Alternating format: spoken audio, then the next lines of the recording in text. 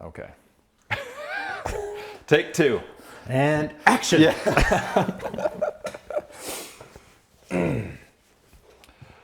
All right, ladies and gentlemen, thank you for joining us once again on the What Makes Us Human podcast. I've got with me today Matthew Romeo Whiskey Crooks is his given name when he showed up to our shop in, you said June or July? July of 2004. Uh-huh. Yeah. Matt, how you doing? Good. Good to Glad see you can make it down here. Yeah, absolutely. Haven't seen each other since October '06 when I got out. Of course, you did a whole lot longer. I did. Stuck 12 around years. for 12 years. Kind of probably about 4 years longer than I would have thought, but it worked out for me and brought me back here, and happy to be here still. And I appreciate my time doing it. So it's all good. Beautiful Gilbert, Arizona. Oh, yeah. Very low crime area. Great for having a family. Of course, you become a family man in the meantime. Yeah, no shortage of children running around now. Yeah, so it's a good place to be for that, at least. Yeah, plenty of stuff for them to do. For them to do? Yeah. Yes, great big backyard and all that stuff. So, yeah. So yeah, I guess we got to talking about it, refreshing on some of this stuff. Like, what even set you up, say in your teen years, to consider joining the Marine Corps and then going into aviation? Well, so back it up a little bit. My grandpa moved to the U.S. from Australia when my mom was 4 years old. And he was an animator, drew cartoons, and was very appreciative of everything that the American way of life brought to him. So from the time that I was young, he always talked about my brother, who was older than me by 2 years, joining the military just as a way to kind of thank the country for everything that it had provided for him. I think he had different plans for me. My brother and I are kind of different people. Maybe he thought I'd go to school, but me personally, that wasn't my idea of a good time. So, when my brother started speaking with a Navy recruiter, I was, I guess, probably 15 years old at the time. I was kind of looking at it. Everything was good. Seemed like it could be fun. But then, September 11th happened. I was in high school. It was pretty influential for a lot of people our age around that time. That's when I decided that I was probably going to join the military, and a Marine Corps recruiter called for my brother. Ended up being like, well, who are you? What are you doing? Asking me some questions. I was like, well, I don't know. And then I told my mom, she's like, yeah, absolutely not the Marine Corps. You can do anything else, but not the Marine Corps. And at that point I was like, okay, I guess I'm joining the Marine Corps. Wow. But I had a friend whose dad was a Vietnam Marine. Talked to him about being a door gunner on Hueys, and I thought that would have been the coolest thing ever. My first meeting with the recruiter, I was like, so can I be a door gunner on helicopters? He's like, yeah, absolutely. And from that point on, I was like, yeah, okay, well then this is happening. I didn't really know anything about aviation other than just watching aircraft take off and land. I thought that was always fun. Wasn't mechanically inclined. I never did any of our work on cars or anything like that. So it was kind of different getting to be a mechanic, but I knew basically right then and there that I just wanted to fly. And that was an easy way to do it without going to college. So that's kind of what brought me to that. And I'm thankful for it. I think it worked out pretty well. Learned a lot of very valuable skills in aviation. So a little bit of how I got there, I guess. Yeah. Sounds great. Yeah, it seems too like you landed in the perfect area. We were lucky enough to be in 362, which, other squadrons all kind of have their own culture and way of doing things and whatnot. And it's like, seems like we just learned from the best, Yeah, I think the people there were different. And I don't know if it was maybe influenced from the culture or it just worked out that all the best people ended up in the same spot. I think maybe it was just kind of one of those things. And we were very fortunate with who we worked with and got to learn from, for sure. Different than all the other places. Different, yeah. For the best, for better though. So. This might be a tough question because it's going to sound like playing favorites, but who stands out? Zero obligation to say anything about me, but who stands out, as the senior guys who you learned from and really found okay, leadership wise, flying wise, quality of work on the aircraft wise, who stood out? Yeah, you? I really liked Eli Ross. He was somebody that was always, he was a smarter dude that if you hitched your wagon to him, you're going to be taken care of. You're going to be all right. He's going to teach you everything you needed to know. Crew chief wise, Tad Ardoin was somebody else that knew pretty much everything there was to know about being a crew chief. So that's who I learned a lot from there. Marco Tejas was another close friend of mine that I enjoyed learning a lot from him. He left the Marine Corps and ended up going to the Coast Guard, recently retired. Still talk to him all the time, but that'd be another person. And mechanics-wise, Mark Vermillion, Bryant Moran, and Joe Thorpe. It's probably the three guys that I learned the most from as far as being a mechanic. All rock stars. And funny too, you mentioned Marco. Oh, We yeah. both kind of like light up like, could have been a comedian. Probably should still be a comedian. Yeah. In fact, I was talking to him last week, and I was laughing the whole time, just like, is this real life still? It's fun. Hoping to have him come out next year for the Phoenix Open golf tournament. Him and a couple other people maybe, so we can get together. Kind of like we were talking before being on camera about just seeing people you haven't seen in 20 years and having a good time. So hopefully that happens. Good time, yeah. Yeah, it seems like no matter what you've done, in the past, whatever, it's just like you just plug in again, and it's like, bam. Yeah. Pick up wherever you left off. And I think a lot of that is just we came from the same places at a very influential point in our lives. We were very, 18, some people were 17, 18, 19, maybe 20 years old, just going through the same stuff at the same time. That's kind of like your defining time, especially as a male. So I think that's what makes it a lot easier for us to get together and be like nothing ever changed. A lot easier, yeah. And funny too, as we were talking about, accountability and lessons and how the world works and all that stuff, like accountability wise and things like that. Of course, the Marine Corps is one, and then aviation being stacked on top of that. What do you find that? I guess how did aviation leave that impact on you of like accountability and ownership? Well, so that's the thing. As a crew chief, we flew in the aircraft. You start to develop some really strong relationships with the pilots and the other aircrew that you fly with. To me, it was something that I always wanted to do the right thing no matter what, because I'm putting my own life online, putting all these other people's lives online. And if I make a mistake, I need to be able to own up to it as soon as it happens so that nothing bad can happen potentially. And I think that's the biggest thing with aviation is that you have to be willing to admit when you're wrong for that exact reason. That's probably where I learned the most like accountability is just doing the right thing, because if you don't, it can lead to some really catastrophic things for a lot of people, unfortunately.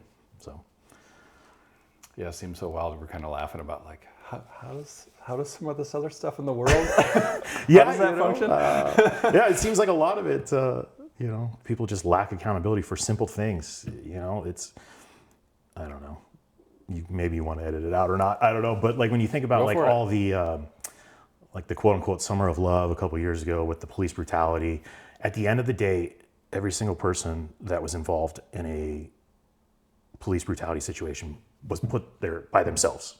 No one to blame except for themselves. Whether they chose to listen to the commands or not follow the police officer's commands, there was no accountability, but it was always the police officers that were wrong. It was never the person that put themselves in that position to begin with. And that's what has bothered me about all that. Yes, the police, some of them did things that they should never have done. Absolutely. And they're facing their accountability now. But the individuals, there was no responsibility for them. And that always bothered me. So, I don't know. It's just one of those things. Accountability in the world is lacking. People just don't accept their actions. That's unfortunate. See, people, we're preaching an amazing message. So it's like there's freedom and accountability and ownership. Like you say, if you make a mistake, like you just own it right away. Yeah. And it seems like that's really how you establish trust in that scenario, because if you're always the guy who's like, I don't know, and you're afraid to say something or whatever, it's like it leads down a certain road of like it's only going to get worse from there. Yeah, absolutely. And we were having this exact conversation at this same table with my 11-year-old daughter the other night, basically talking about if you're put into a situation where you're with some friends and something goes wrong. I told her like in high school we were at a party, the police came, everyone ran. I was like, well, I'm just going to stay here because one, I'm not doing anything wrong. I wasn't drinking. I wasn't doing any illicit drugs or anything like that. And I just stayed, and everyone's like, what are you doing, Rosie? I'm like, I'm not doing anything wrong. There's nothing wrong with me being 17 years old at somebody's house at 9 o'clock at night. So I'm just staying. And I told my daughter, I was like, you need to stay and face the action, like your consequences. Odds are you're not going to do something that's going to put yourself in that position because you're a different child than like most, it feels like. You're a lot smarter, way more responsible. But, just telling her, like, if you do something wrong, you have to answer for it. And, like, don't be scared of everything, because the more honest you are, the better off things are going to be for you. And so I think she understands that. We'll see. But try and teach her that now, at 11 years old. She probably will figure it out a lot faster than most. looks totally like, even how, because of course a lot of Marines get in trouble. Yeah. Looks totally like how you even were in the Marine Corps, like reasonable, responsible, whatever. And it's like, sure, people turn some stuff up at times, but it's like, I don't ever recall you getting in any kind of trouble. No, like you can it's still have a good time and not get in trouble, Yeah, it's, you just be smart about things and have fun, but be ready to face the consequences if you do something. Odds are it'll end up better for you in the long run, being honest. So that's the way I view it. Maybe I'm wrong, but that's the way I think. Seems, like a great lesson.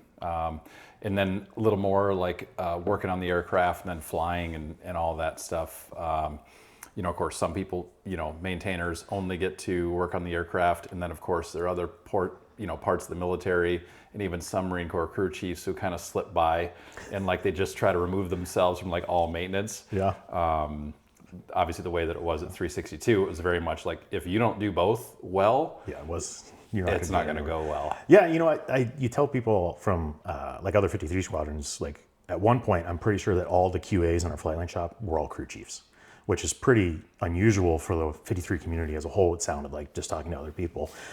So again, we were very fortunate to have people that were willing to do both. Some of the mechanics might think that we didn't do anything because we go, especially when we're deployed flying around for 8 or 9 hours, but what were they doing during those 8 or 9 hours? They were twisting some wrenches and stuff, but we're pushing thousands of pounds of cargo in 120-degree heat. So it's like we weren't catching a break by not doing maintenance. Like I promise, like it still sucked, But everyone was willing to do both, and that was ones or twosies maybe, but for the most part, everyone was pretty solid and willing to put in the max amount of effort. And just like the level of camaraderie. Yeah. When you do that. Sort of thing, like it never goes away. It's like like you say, you talk to Marco regularly. Yeah. We haven't seen each other in effectively 20 years. Yeah. It's like it's like unless something weird happens, that sense of always knowing where the other person stands and whatnot is, I don't know, it just seems to be easy when you've been in that sort of pressure cooker. Oh, absolutely. Sometimes the Instagram reels that we send to each other, kind of tells each other that we're still in the same mindset. That's one thing. My wife calls it homework, like husband homework when she sends it, or friend homework when all my friends send it. But I'll have like 15 people that send me reels and posts on Instagram, and I'm just like, all right, well, I got to carve out an hour to sit here and look at them all, enjoy myself. It's probably going to be around 9 o'clock at night after the kids have gone to bed and the wife's ready to go to bed. But I'm like, I got to be a responsible friend now and catch up on all the degenerate action. Right. And now it's like those are. You got the memes that are about like when you and your friend don't actually talk, but you just send memes back and forth to each other. Yeah, and everyone just laughs at it because they know. Right. It's like, that makes sense. Yeah. You don't even have to say anything. Just interact with it. Just engage with an emoji or something. Yeah, it's like, all right, I still know this guy. Yeah. That's funny. Oh, man. Yeah. So, as you mentioned, chatting with your 11-year-old daughter. Oh, yeah. You waited... Yeah, I'm doing the math. You waited till after the military to have a family. So our daughter was born when I was in Maryland, right before we left. And then I came out here as a recruiter, and I got out from here. So she was... that's right. She was 2, I think, when I finally left, but she was only like 9 months old when we moved here. And then we had a long delay in between. Kid number 1 and number 2, and then we have a 3-year-old daughter now and a 1-year-old son that are both pretty interesting characters. But in between 1 and 2, we had 8 foster kids. 8 foster kids?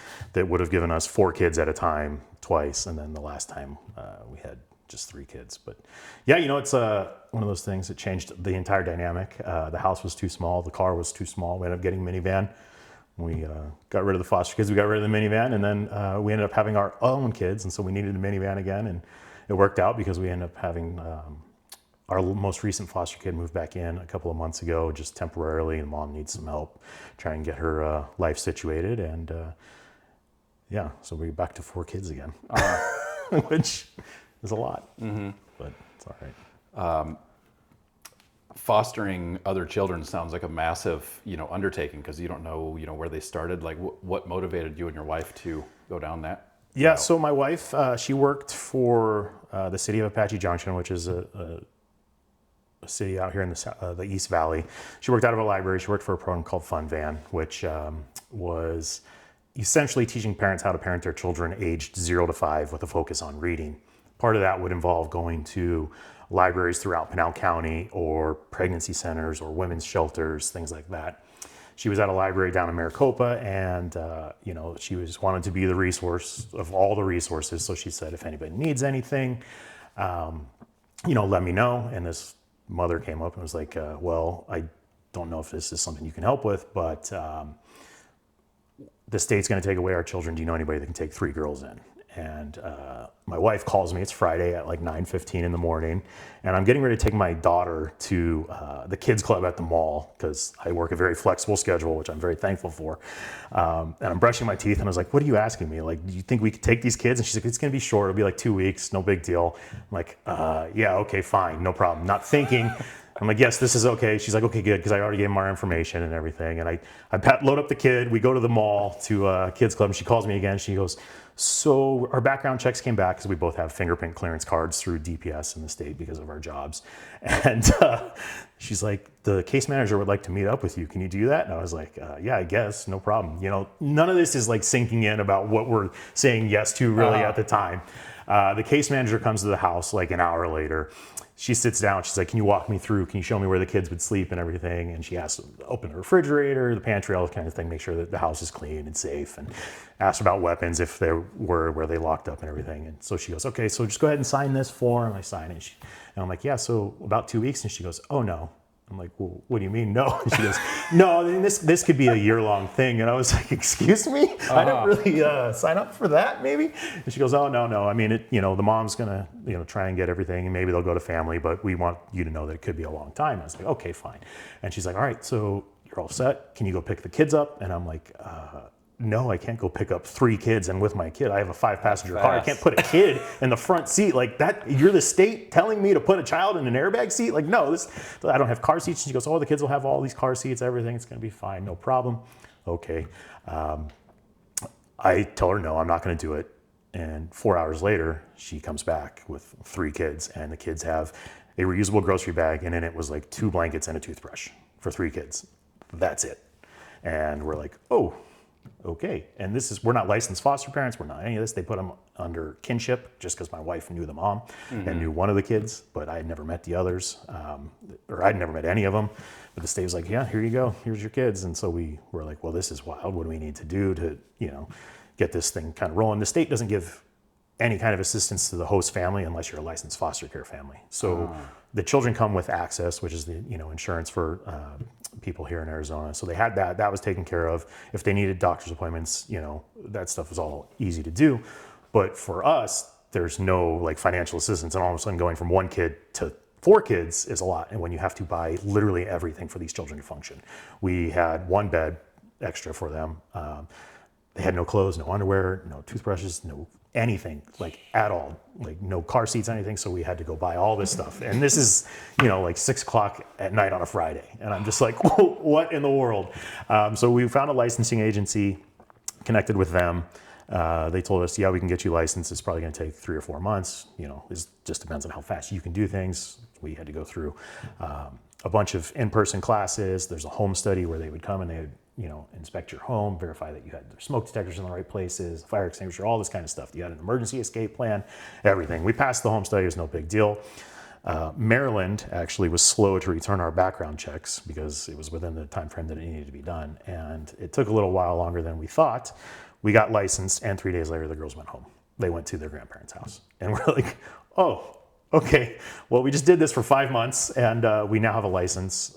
So let's take a little break. We took a break. We reconnected as a family of 3, took our daughter to Disneyland, came back home. 2 or 3 months later, we turned our license back to active. And within like a day, they called us again. They're like, hey, we have these kids. Do you want to take them? They don't speak English. And we're like, is there nobody better? That speak Spanish, maybe that they would help them. They didn't come with us or come to us, but then we ended up getting these 21-month-old twins like a week after that. They were amazing. Fast forward a month and a half, they have a 6-year-old sister who is the youngest of 10 kids in a group home that's an actual biological sibling to this child. And they asked if we would take her, and we're like, well, can't say no to that. And so here we are again, 4 kids, which we didn't want to do. And they lived with us for close to a year.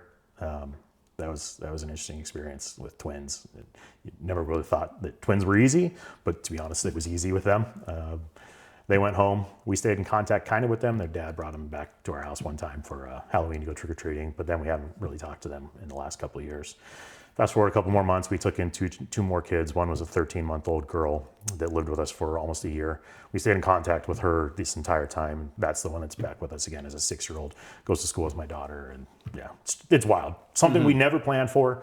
It just worked out that way, that we struggled to get pregnant, to have a kid, and we had the ability to take care of them, so we did.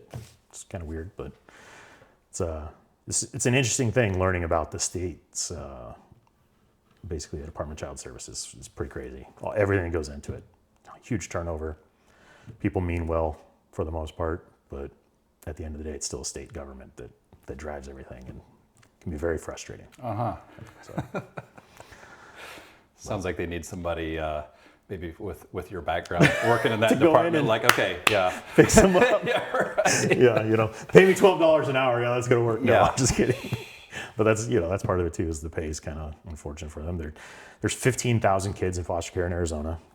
There's not enough beds, not enough host families or anything. And the case managers are spread completely thin. They're in one day, they'll be on the east side, back to the west side, back to the east side, looking at 5 or 6 different families, 12-hour day, just driving around Phoenix, looking at kids for an hour maybe, if they're lucky. And it's just like, it's pretty sad.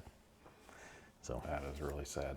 yeah, because the kids, most of them are very good kids. They don't know any better. They've never been given the chance to be taught the right way, or to be shown that they're going to eat. The twins, when they first moved in, we would sit them at the table, and it was the craziest thing to me. They would start screaming at us immediately, and I'm like, "What in the world is going on here? Like, what? I'm making you food." Yeah. Like, as soon as I'd set down the plate, they'd be fine. It took them a while to realize that they didn't have to scream and make a fuss to get food. They were getting food no matter what. Like, they were going to eat at least 3 times a day, plus snacks in the morning and afternoon. But they weren't used to that, unfortunately. So it took them a little while to get used to the fact that they were going to eat. And we were like, finally realized after like 2 weeks why they would scream at us. This is insane. So you feel bad for them in that sense. But yeah, I don't know. It's crazy.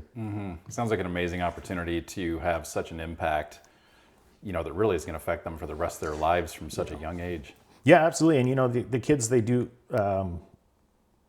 I think that the kids will always remember us. Some of them have gone to Disneyland with us. We've taken them everywhere that our kids go. They always go with us too. They were, from this time that they moved in, they were essentially part of the family. They were connected with us at every little thing that we did. So there was never a time when it was like, well, you're the foster kids, you're not going to be able to do that. Christmas, my wife's parents, they spoil the kids just like everyone else did. The Christmas time is wild when the kids were here, because there were so many presents. But yeah, it was fun. Like, I know that those kids are going to remember their time living with us, and that is pretty cool. So. Well, it seems like counter to probably a lot of people's ideas about Marines, you can actually be a soft and gentle human being. Yeah, it's one of those things. Sometimes I'm maybe a little too soft with my kids, and the wife will tell me that I need to be a little bit more stern sometimes, but I don't have it in me. That's her job. You can be the bad cop. I'll be the good cop. I'm the at-home Disneyland dad that's still here all the time. It just works out. It's like a slight reversal of roles. The dad is the good cop, mom's the bad cop. Yeah, exactly. And it works out for us. Right. She's really good at what she does. So, it's fun. Pretty wild though. That's cool. I know we just touched a little bit, on it. So I forgot, are you a realtor, or do you have your own brokerage at this point? I know I see you post these things about being a top performer. Yeah, so I've been selling real estate for 9 years now. Basically, as soon as I got out of the military, that's what I rolled right into. I got licensed when I was still on terminal leave, and then I'm at a brokerage. I don't have my broker's license. I could have got it 5 years ago if I really wanted to, 6 years ago. But there's not a need for me to go do that unless I want to have my own brokerage, and I don't want to do that right now. A lot of people tell me that I should. People encourage it. These other agents will be like, yeah, I'd really like to come work for you if you want. I'm like, good, I'm happy. No big deal. We're going to keep this a little less responsibility, but I have all the fun to go out and do it. But yeah, I've been very fortunate to be relatively successful with it. That allows us to live a pretty good life. Like I talked about, the schedule that I work. I mean, here we are on a Thursday, and I was able to make this pretty easy to accommodate this little sit down, which is one of the nice things. My kids have a half day every Wednesday. I'm home with them. My wife also only works part-time where she works, so it's nice. Great flexibility, and like I said, I've been very fortunate to be relatively successful with it. Yeah, it's fine. And based on the story you're telling me of the gentleman who moved, about a mile and a half from here or something like that, you and being successful, in that space, seems like it requires of you to not just be a salesman, but to genuinely care and look out for your clients. Oh, absolutely. And I think, a lot of people talk about AI and it's going to take over and all these things called iBuyers, the open doors, offer pads, Zillow, all this kind of stuff. People always talk about that going to be the way of the future. You can't remove the emotions from the largest transaction that somebody's ever going to have in their life, and maybe it's not the largest they're going to have because they're going to buy their next bigger, more expensive house or something. But at that point in time, it's going to be the biggest, most important decision that person makes. And there are so many emotions that are involved with that. And you have to be able to kind of navigate their feelings, be professional enough to navigate the transaction side of it. Really, it's kind of like a dynamic thing because people get very emotional when it's something like this. It's a lot of money. It's a big decision. Some of them are coming from out of state. They've never even been here. Some people, like during COVID, people were seeing their home for the first time after they had already closed on it. And so they're putting a lot of trust in you to make sure that you're doing the right thing for them, which, is very important. Again, it comes back to the things that you learn, the accountability, the responsibility, the professionalism, all that stuff in the military was an easy transition into real estate for that one reason. So yeah, it's pretty wild. Yeah, it's funny that as you were talking about all that, the accountability came to mind, and then you mentioned it. So yeah. Well, anyway, I feel like I'm cheating you by cutting it short here, but got another interview shortly here, incidentally, with another Marine in the area. And certainly when I'm back in town, if you ever want to hop on again, or if you're anywhere in my hood, we can always do it again. And you hear that? Tell the wife. We need to visit Montana. Pay attention. Gorgeous in the summertime. Very little mosquitoes, at least in the places that I've been.